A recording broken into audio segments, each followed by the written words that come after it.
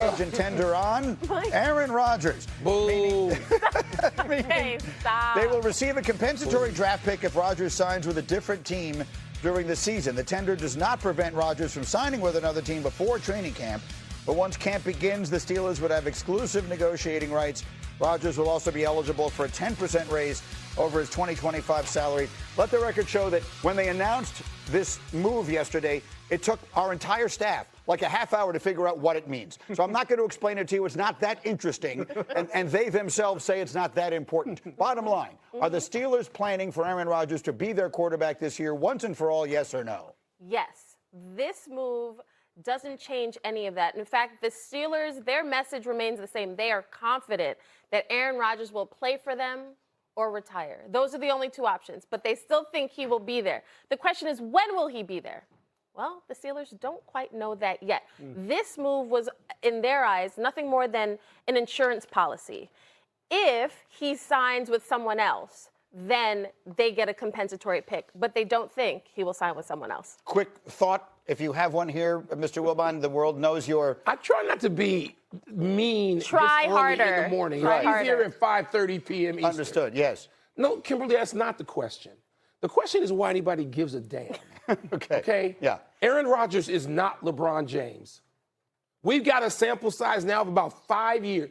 He is going to the Hall of Fame. He has earned every accolade he's got. He's had a truly distinguished Hall of Fame career. It's over in terms of winning in the National Football League. The Steelers are tied, really? So they're tied to him. Yes. What are they doing? What is a franchise that has historically made the soundest decisions? If you point to what franchises over the last 50 years, you're going to have the Steelers and 49ers, are going to be right there. Obviously, the Patriots.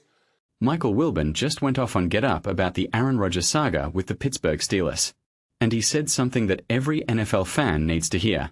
Aaron Rodgers is not LeBron James. It doesn't matter. Who cares? And he is absolutely right. The NFL media has been obsessed with Aaron Rodgers for a decade. His darkness retreats. His contract drama. His will he or won't he retire. His appearances on Pat McAfee. And what has it gotten us? A lot of headlines and no championships. Wilbon said, "We've got a sample size now of about 5 years. He is going to the Hall of Fame. He has earned every accolade he's got. He's had a truly distinguished Hall of Fame career. It's over in terms of winning in the National Football League." And that is the truth. Aaron Rodgers is 42 years old. He has won one Super Bowl. One. In 2010. 15 years ago. Since then, he has been a great regular season quarterback. He has won MVPs. He has thrown for a lot of yards. But he has not been to a Super Bowl since he was 27 years old. He has not been a difference maker in the playoffs. And the Steelers are acting like he is going to be the missing piece that puts them over the top. They are waiting for him to decide if he wants to play. They placed a rare unrestricted free agent tender on him to preserve their right to get a compensatory pick if he signs elsewhere. This is ridiculous. Wilbon said, "The continued obsession with Aaron Rodgers is laughable in terms of winning." And he is right. The St. Ellis are a franchise that has historically made the soundest decisions. They are one of the most stable organizations in sports. And they are tying themselves to a 42-year-old quarterback who is more famous for his opinions than his playoff wins? It makes no sense. The Steelers have Mason Rudolph, who can start and has played. They have Will Howard, who they drafted. They have Drew Allar, who they drafted this year. None of those guys are franchise quarterbacks. Louis Riddick said that he does not believe the Steelers quarterback of the future is in the building. And he is probably right. But is Aaron Rodgers the quarterback of the future? No. He is the quarterback of the past.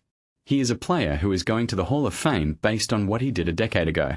Not what he is going to do now. Wilbon also pointed out that the Steelers' message remains the same. They are confident that Aaron Rodgers will play for them or retire. Those are the only two options. But the question is, when will he be there? And the Steelers do not know that. They do not know if he is going to show up for training camp. They do not know if he is going to be ready for week 1. They do not know if he is going to change his mind and retire. They are in limbo. And they put themselves there. This is not how the Steelers used to operate. They used to be the standard. They used to be the organization that other teams tried to copy.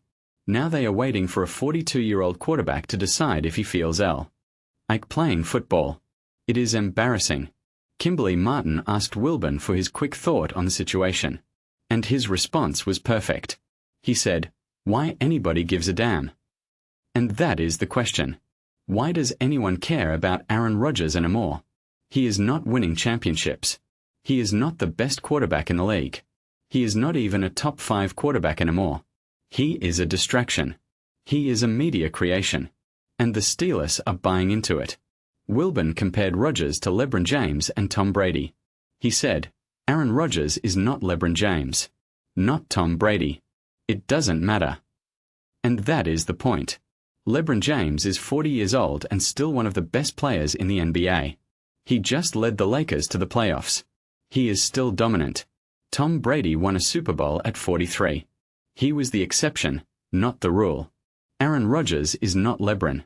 He is not Brady. He is a great quarterback who is past his prime. And the Steelers are going to find that out the hard way. The Get Up crew also discussed the Rams drafting Tyree Simpson with the 13th overall pick. And Wilbon had an interesting take. He said he is torn. He understands the general manager's job is to look at the overall health and wealth of the team. The coach's job is to win today. They are often at cross purposes. And he is right. The Rams are a team that is close to winning a championship. They were in the NFC Championship game last year.